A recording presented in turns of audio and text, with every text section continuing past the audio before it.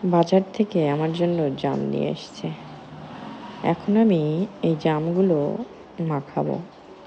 এর জন্য একটা প্লেটে জামগুলো সব নিয়ে নিয়েছি। এবার আমি এই জামগুলো ধুয়ে নেব। এর জন্য প্লেটে আমি পানি দিয়ে দিলাম। জামগুলো ভালো করে ধুয়ে এবার আমি মরিচ কেটে নেব। যে যতটুকু খেতে পছন্দ করে ঝাল ততটুকু দিয়ে নেবেন। আমি কাঁচা ঝালগুলো কুচি কুচি করে কেটে নিলাম। কাঁচা ঝাল কাটা হয়ে গেছে। এবার আমি এতে সামান্য পরিমাণ লবণ দিয়ে ঝালগুলো লবণের সাথে মাখিয়ে এক এক করে জামগুলো আমি ঝাল আর লবণের সাথে মাখিয়ে নিচ্ছি। কার কার ভালো লাগে এভাবে জাম মাখা খেতে? আমার তো অনেক ভালো লাগে।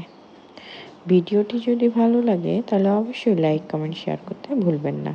আর আমার পেজে নতুন হয়ে থাকলে পেজটি অবশ্যই ফলো দিয়ে পাশে থাকবেন।